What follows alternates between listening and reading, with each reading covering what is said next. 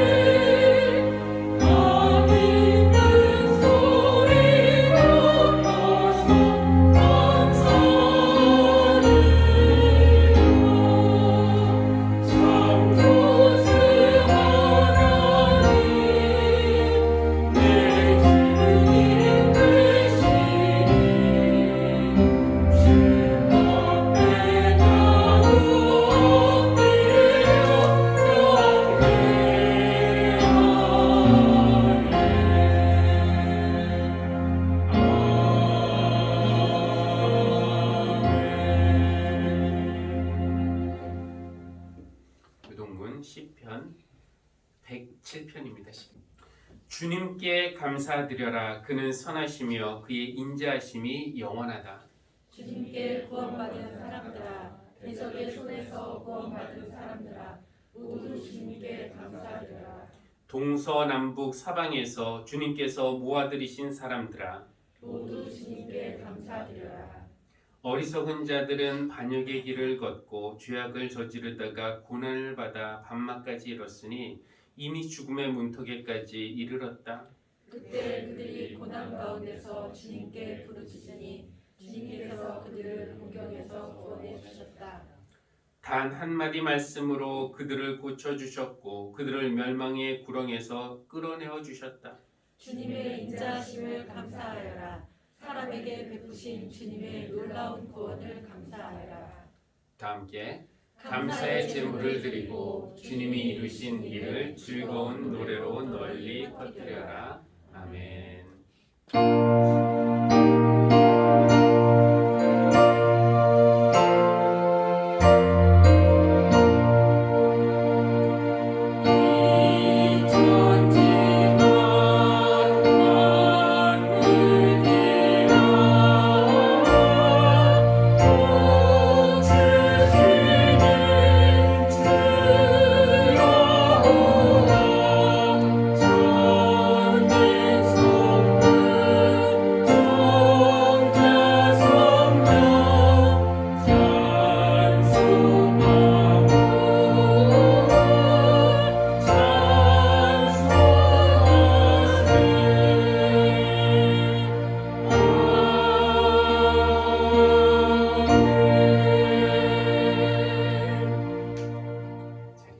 창조주 하나님, 만물을 새롭게 하시는 주님의 이름을 찬양합니다. 완연한 봄이 되니 온갖 생명이 땅을 뚫고 고개를 듭니다. 그러나 아직도 겨울의 마음으로 살아가는 우리를 불쌍히 여겨주십시오. 굳은 땅같이 딱딱한 우리 마음을 말씀의 쟁기로 갈아엎어 주시고 생명력 넘치는 하나님 나라의 씨앗을 뿌려 주십시오. 자비하신 하나님, 미공개 정보에 접근할 수 있는 자리에 있는 이들이 부동산 투기로 이득을 취했다는 소식이 우리에게 박탈감과 분노를 느끼게 합니다. 그러나 솔직히 말해서 우리도 같은 자리에 있었다면 달리 행동했으리라고 자신할 수 없습니다. 여전히 탐욕에 휘둘리는 우리를 주님의 선함과 인자함으로 용서하시고 새롭게 하여 주십시오. 예수님의 이름으로 기도합니다. 아멘. 민수기 21장 4절에서 9절 말씀. 그들은 에돔 땅을 돌아서 가려고 호로산에서부터 홍해 길을 따라 나아갔다. 길을 걷는 동안에 백성들은 마음이 몹시 조급하였다. 그래서 백성들은 하나님과 모세를 원망하였다. 어찌하여 우리를 이집트에서 데리고 나왔습니까? 이 광야에서 우리를 죽이려고 합니까? 먹을 것도 없습니다. 마실 것도 없습니다. 이 보잘것없는 음식은 이제 진저리가 납니다. 그러자 주님께서 백성들에게 불뱀을 보내셨다.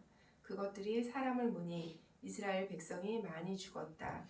백성이 모세에게 와서 간구하였다. 주님과 어른을 원망함으로써 우리가 죄를 지었습니다. 이 뱀이 우리에게서 물러가게 해달라고 주님께 기도하여 주시기 바랍니다. 그리하여 모세가 백성들을 살려달라고 기도하였다. 주님께서 모세에게 말씀하셨다. 너는 불뱀을 만들어서 기둥 위에 달아 놓아라. 물린 사람은 누구든지 그것을 보면 살 것이다. 그리하여 모세는 구리로 뱀을 만들어서 그것을 기둥 위에 달아 놓았다. 뱀이 사람을 물었을 때에 물린 사람은 구리로 만든 그 뱀을 쳐다보면 살아났다. 아멘. 요한복음 3장 14에서 21절 말씀입니다. 모세가 광야에서 뱀을 든 것 같이 인자도 들려야 한다. 그것은 그를 믿는 사람마다 영생을 얻게 하려는 것이다. 하나님께서 세상을 이처럼 사랑하셔서 외아들을 주셨으니 이는 그를 믿는 사람마다 멸망하지 않고 영생을 얻게 하려는 것이다. 하나님께서 아들을 세상에 보내신 것은 세상을 심판하시려는 것이 아니라 아들을 통하여 세상을 구원하시려는 것이다. 아들을 믿는 사람은 심판을 받지 않는다. 그러나 믿지 않는 사람은 이미 심판을 받았다. 그것은 하나님의 독생자의 이름을 믿지 않았기 때문이다.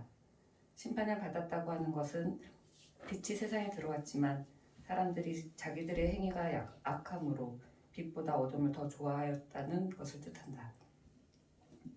악한 일을 저지르는 사람은 누구나 빛을 미워하며 빛으로 나오지 않는다. 그것은 자기 행위가 드러날까 봐 두려워하기 때문이다. 그러나 진리를 행하는 사람은 빛으로 나온다. 그것은 자기 행위가 하나님 안에서 이루어졌음을 드러내려는 것이다.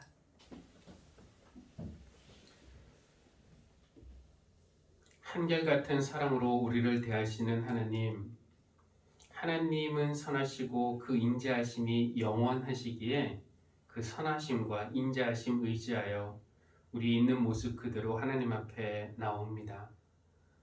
때로는 우리 모습이 우리 마음에 들지 않기도 하고 또 우리 마음속까지 다 보시고 아시는 하나님도 분명 우리 모습에 흡족하지 않으실 것 같은 두려움과 불안 때문에 하나님 앞에 나오기 싫은 마음도 있지만 애통하고 회개하는 마음으로 나오는 우리를 언제나 꼭 안아주시고 받아주시는 하나님의 넓은 사랑을 찬양하며 또 감사드립니다.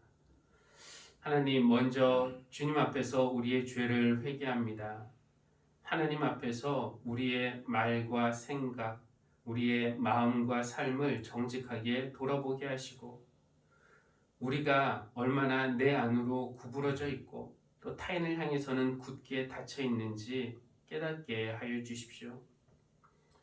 하나님은 말씀으로 세상을 창조하시면서 어둠에 빛을 비추시고 혼돈에 질서를 부여하시고 모든 것을 아름답게 하셨는데 우리의 입 밖으로 나가는 말은 타락하여서 사람들 마음에 상처를 주고 평화를 깨뜨리고 자존감을 짓밟고 사람들을 이간시키기도 합니다. 하나님, 우리를 용서하여 주십시오. 우리의 말이 예수님을 담길 원합니다. 그러나 말이 담기 위해서는 먼저 마음과 생각이 바뀌어야 함을 깨닫습니다.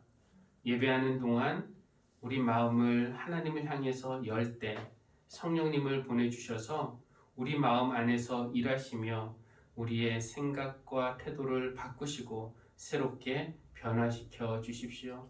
그래서 우리도 예수님처럼 위로하고 살리고 북돋아주는 그런 존재로 살아갈 수 있도록 은혜 베풀어 주십시오. 하나님, 이 시간 사랑하는 성도들을 위해서 기도합니다. 믿는 사람이든지 믿지 않는 사람이든지 우리 모두 주님이 필요합니다. 하나님, 몸과 마음이 아픈 사람들을 고쳐주시고 건강을 회복시켜 주시기를 간구합니다. 수술을 앞두고 있거나 치료를 받고 있거나 약을 복용할 때 주님, 하나님은 사람의 손을 통하여서 일하기도 하지만 진정한 치유는 하나님에게서 온다는 것을 믿고 더욱 하나님을 의지하고 신뢰하게 하여 주십시오. 자녀들에게 건강과 지혜를 주시고 그들이 믿음과 사랑 안에서 성장하게 하시며 하나님이 주시는 꿈을 꾸며 미래를 준비할 때 우리 하나님이 늘 동행하시고 곁에서 응원하시고 또 넘어지면 일으켜 주신다는 믿음 잃지 않도록 하여 주십시오. 일터에서 주님이 늘 우리 성도들과 함께 하셔서 계획하고 실행하는 일들이 하나님이 기뻐하시는 일이 되게 하시고 또 하나님의 도우심으로 열매 맺게 해 주시고 함께 일하는 사람들에게도 신뢰 얻으며 또 본이 되는 그런 그리스도인이 되도록 인도해 주시기를 기도합니다. 하나님, 우리 모두가 이때를 살아가면서 또 지치거나 낙심하지 않게 하시고 주님께서 주시는 새 힘을 얻어 독수리 날개치며 올라가듯 솟아오를 수 있도록 힘을 더해 주십시오. 우리가 사순절 순례 여정 한가운데 있습니다. 십자가를 향해 한 걸음 한 걸음 걸어가시는 주님을 깊이 생각하는 기간이 되게 하시고 또 하늘로 연결되는 그 좁은 길 우리 주님과 동행할 수 있도록 우리가 절제와 나눔으로 이 기간을 보낼 수 있도록 인도하여 주십시오. 예배를 주님께 온전히 맡기며 예수 그리스도의 이름으로 기도합니다. 아멘.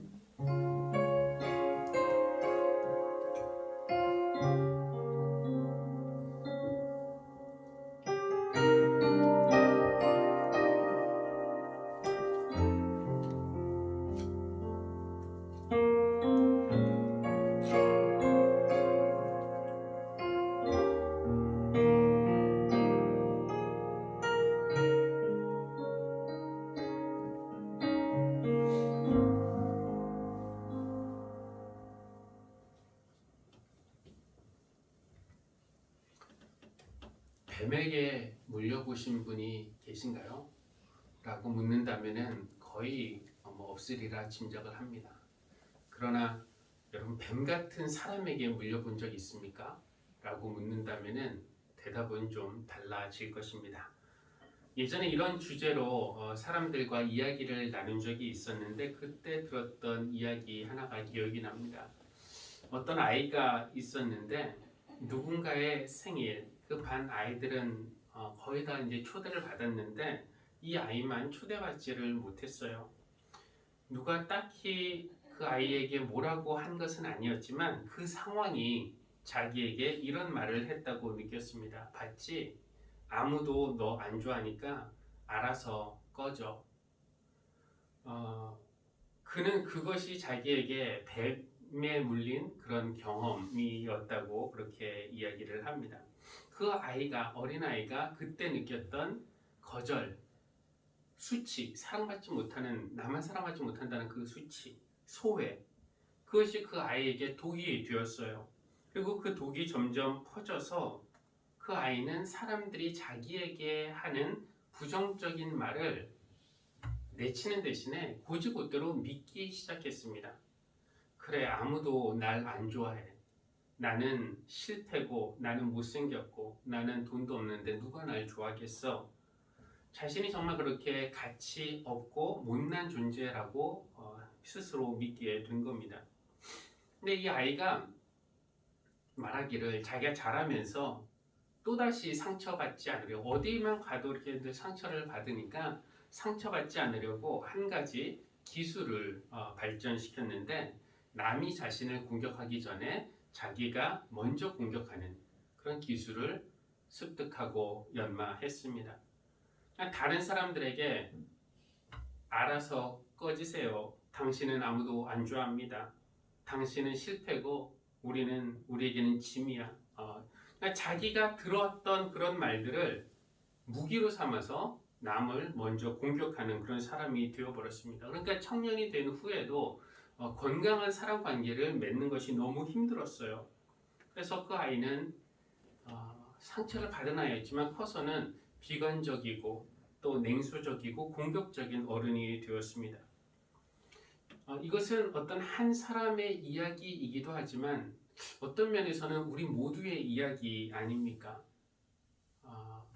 학대하는 부모, 갑질하는 상사, 모욕감을 주는 선배, 차별하는 교사, 사기치는 친구, 이간질하는 교인, 저주하는 목사.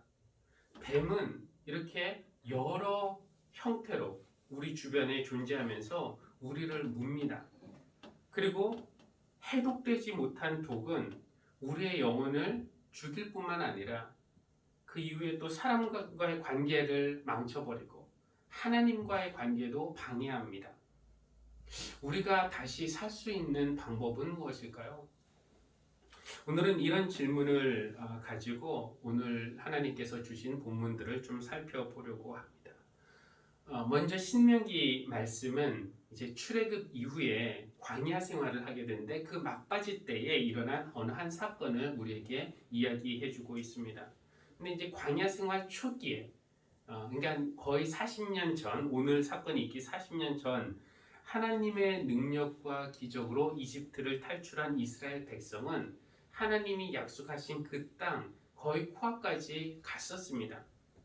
그러니까 이스라엘이 그 요단강의 서쪽이 이제 그 약속의 땅인데 그 동쪽에 진을 쳤고 하나님이 약속하신 땅을 들어가기 전에 먼저 그 땅을 정탐하기 위해서 모세가 12명을 선발해서 보내죠.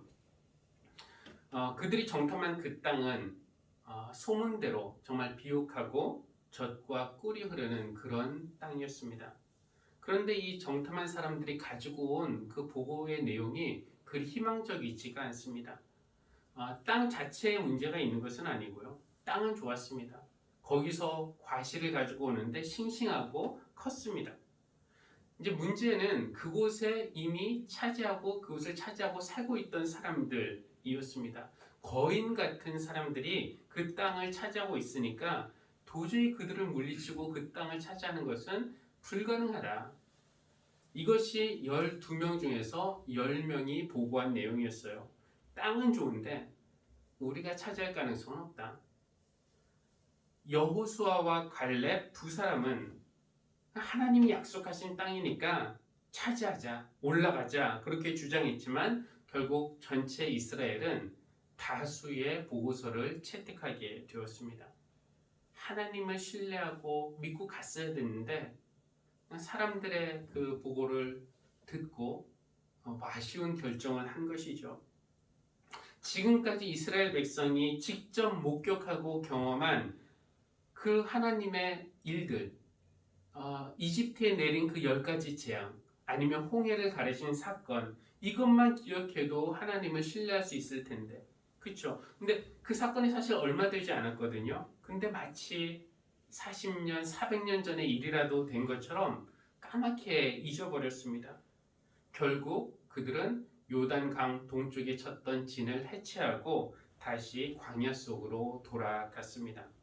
그리고 거기서 40년을 보내게 된 것이죠. 여호수아와 갈렙 그리고 20살 이하의 다음 세대를 제외하고 그 불순종에 참여했던 모든 사람들은 광야에서 죽고 말았습니다. 약속의 땅은 있었지만 이들에게는 그 땅이 약속되지 않았습니다. 그리고 이제 40년이 지난 후 광야 생활의 거의 막바지 기간, 모세는 젊은 세대를 이끌고 다시 그 약속의 땅 근처까지 나아갔습니다. 근데 그들의 부모처럼 2세들도 의심하고 불평하고 불순종하기는 마찬가지였어요. 어찌하여 우리를 이집트에서 데리고 나왔습니까? 이 광야에서 우리를 죽이려고 데리고 나왔습니까?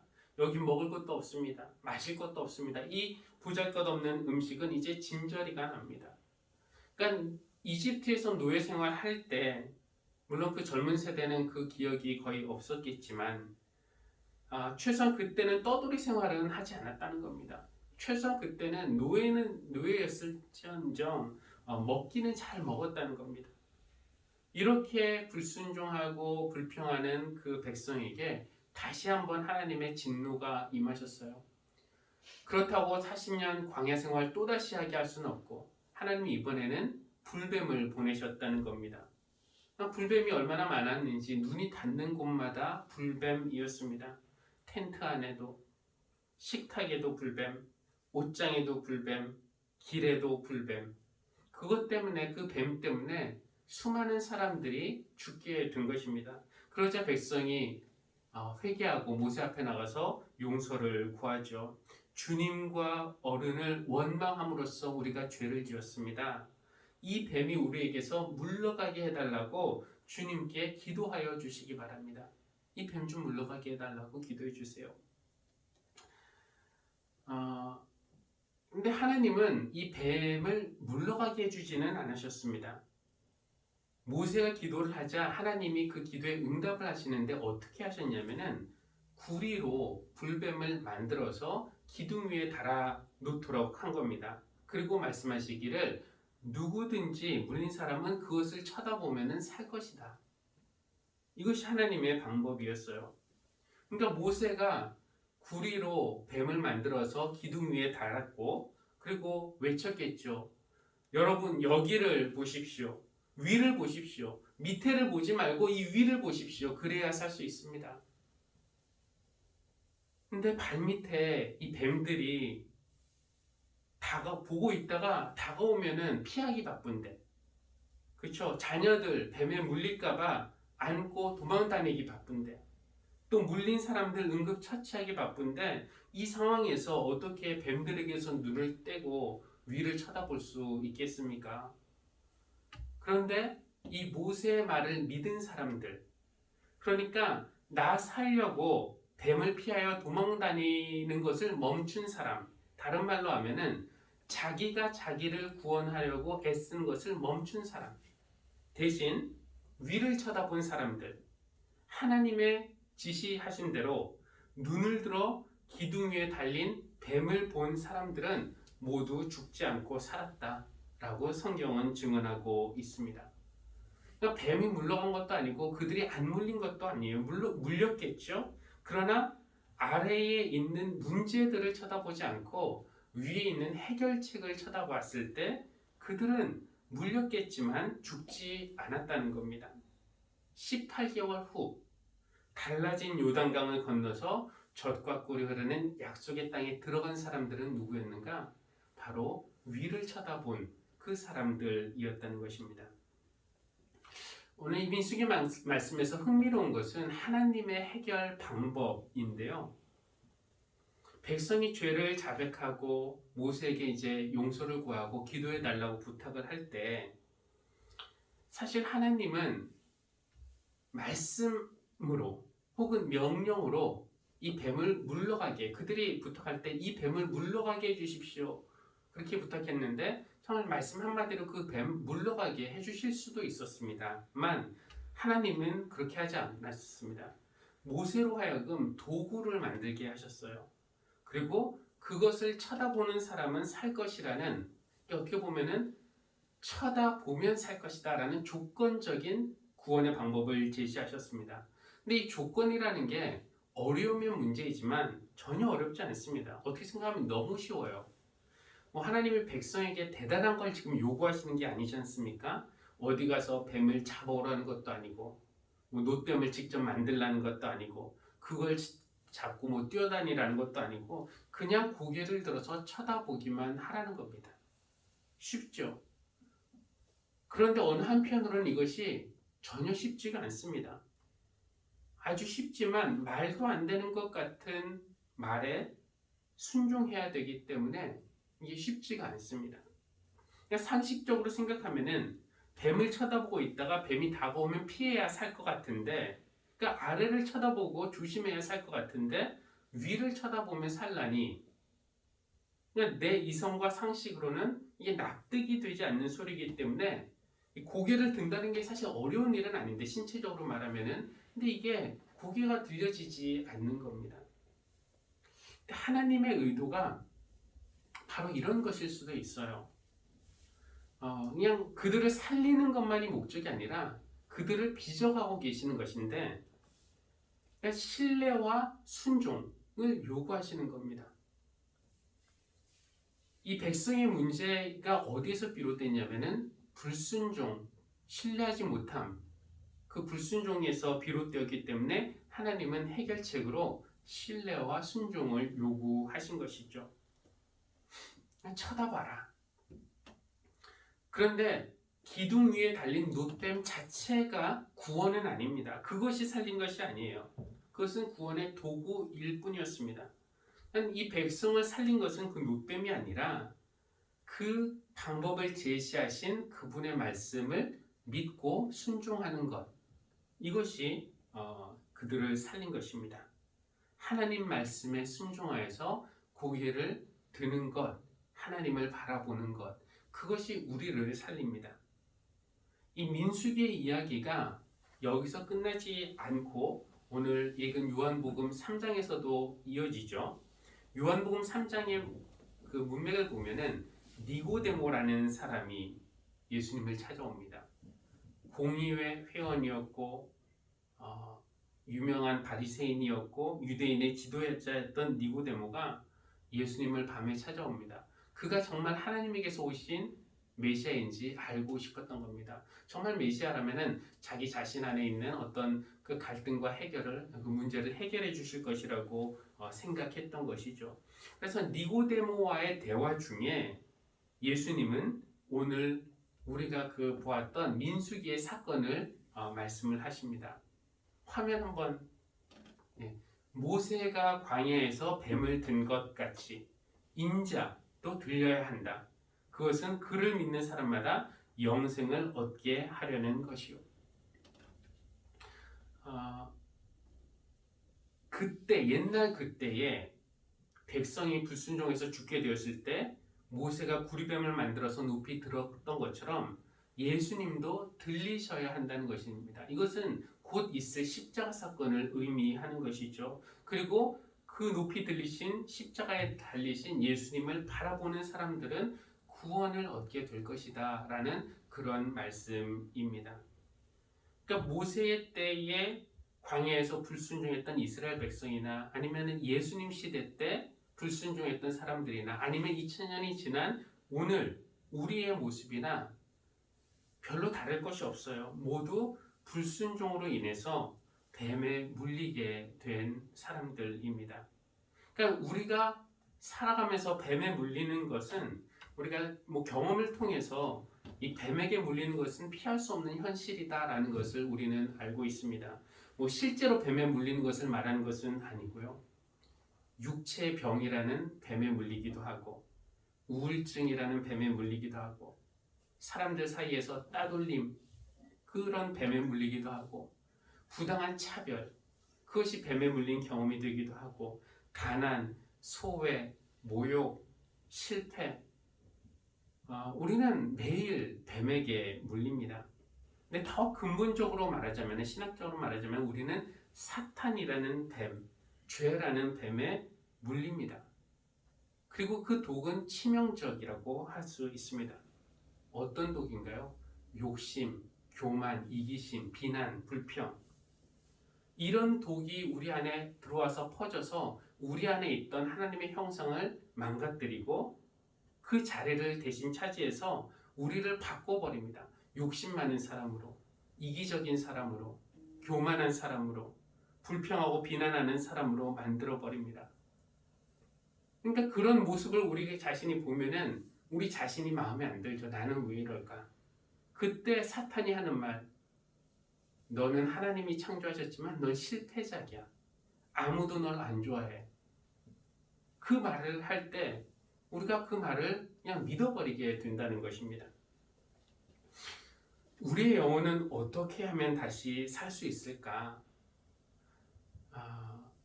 너는 불뱀을 만들어 기둥이에 달아 놓아라. 물린 사람은 그것을 쳐다보면 살 것이다. 하나님이 옛날에 모세에게 하셨던 그 방법이 이제는 유효하지 않습니다. 사실 이스라엘 백성은 그 이후에 노뱀을 모셔놓고 분양하는 그런 일도 하긴 했어요. 그러나 그것은 이제 우상이 되어버린 거죠.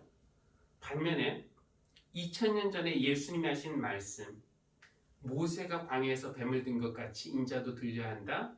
그것은 그를 믿는 사람마다 영생을 얻게 하려는 것이다. 이 말씀은 그때도 유효했고 오늘도 유효하고 영원히 유효한 말씀입니다. 십자가에 들리신 예수님을 바라보고 믿는 사람들은 삶의 마지막 순간 죽음이 우리를 기다릴 때 이 죽음의 바다가 갈라지는 것을 경험하게 될 것이고 젖과 꿀이 흐르는 그 땅에 들어가듯이 하나님 나라에 들어가는 사람들이 될 것입니다. 조건이 있는데 조건은 간단합니다. 높이 들리신 예수님을 바라보는 것입니다. 근데 이 조건이 생각하면 너무 쉽죠. 그냥 바라보는 것, 대단한 것 아닙니다. 하나님 우리에게 대단한 걸 요구하시는 거 아니에요. 율법 조항들 여러 개 주시고 이거 다 지켜야만 살 수 있다 이렇게 말씀하시는 게 아닙니다.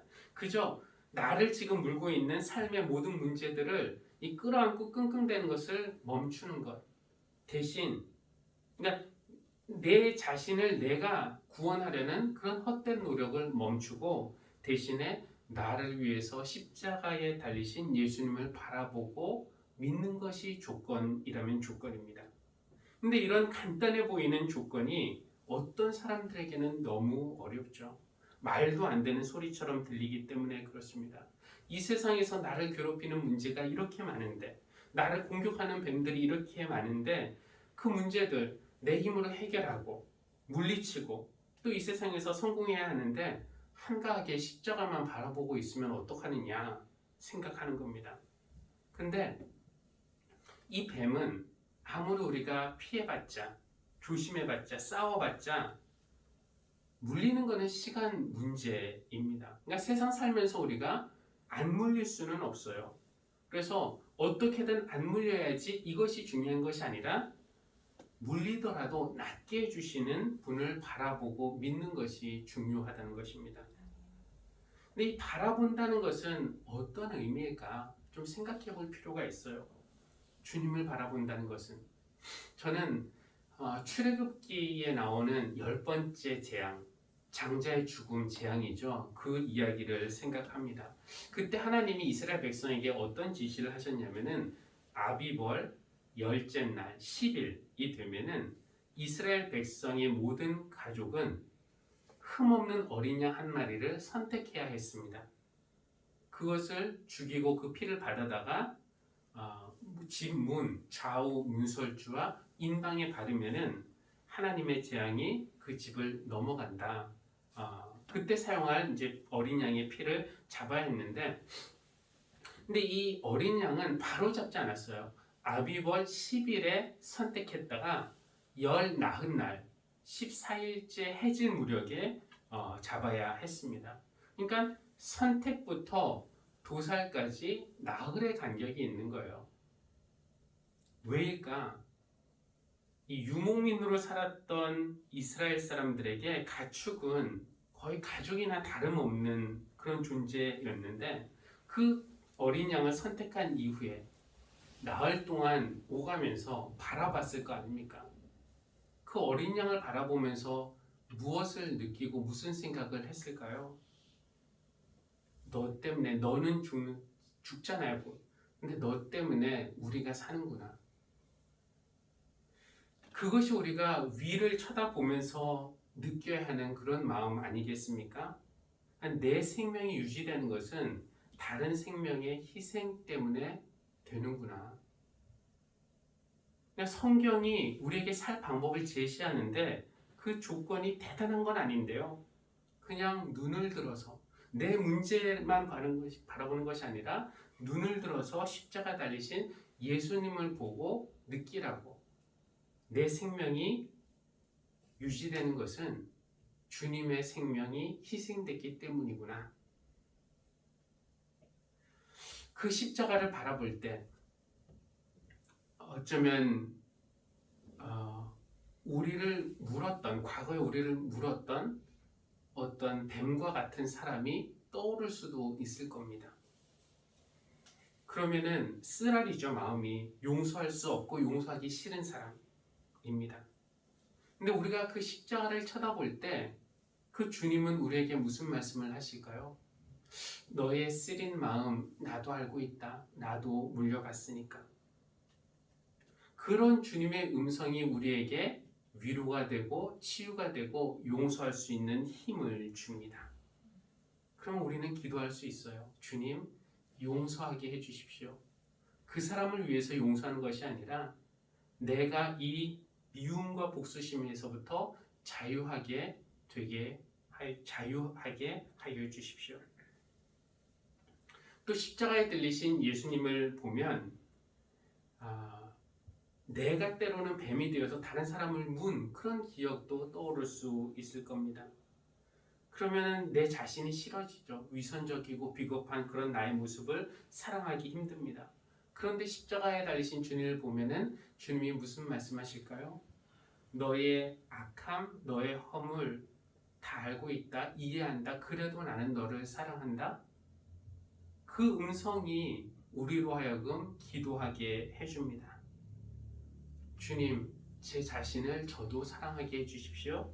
그래서 이 죄책감으로부터 자유하게 해주십시오. 위를 쳐다보실 때 주님의 사랑이 여러분의 독을 해독해주고 또 상처를 치유하고 영원한 생명 주시기를 주님의 이름으로 기원합니다. 기도하시겠습니다.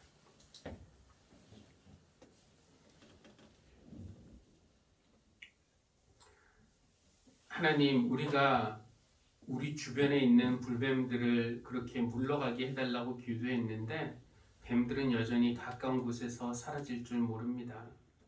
하나님, 이제는 두려움과 초조함으로 밑을 내려다보며 경계하는데 혹은 도망다니는데 시간을 낭비하지 않게 하시고 고개를 들어 십자가에 높이 달리신 주님을 바라보게 하여 주십시오.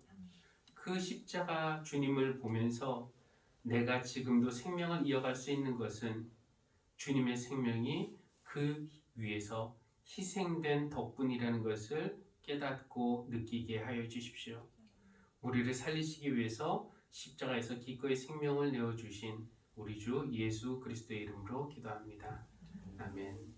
찬송가 263장 함께 찬양하겠습니다.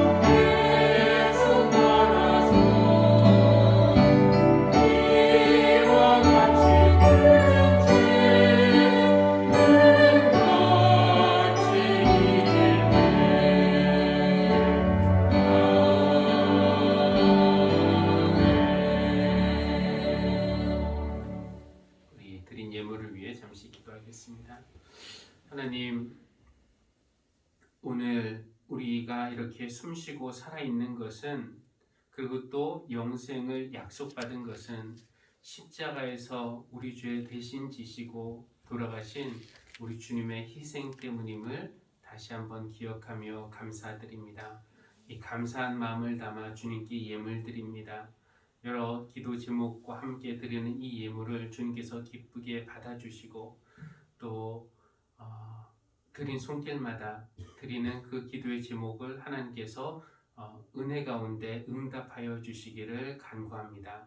그래서 드릴수록 우리 것이 비워지고 없어지는 것이 아니라 더 큰 하나님의 은혜를 체험하는 그런 은혜가 우리에게 있게 하여 주십시오.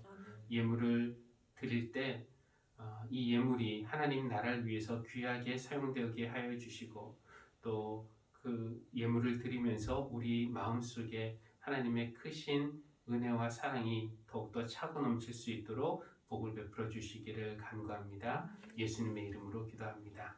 아멘.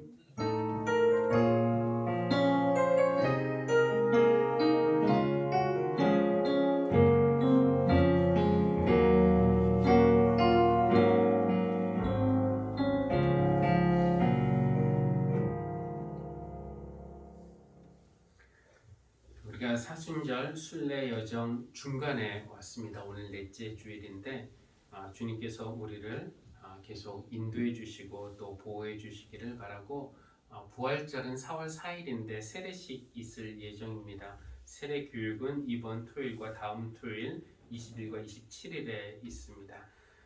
게시판에 이제 선교 편지가 정기적으로 게시되는데 여러분 읽어보시고 또 선교사님들 위해서 기도해 주시기 바라고요. 금주 성경 읽기는 사도행전 27장부터 로마서 10장까지입니다. 그리고 또 예배위원들도 이렇게 주보 참조해 주시기를 바라겠습니다. 우리 자리에서 일어나서 주기도문 함께 찬양하겠습니다.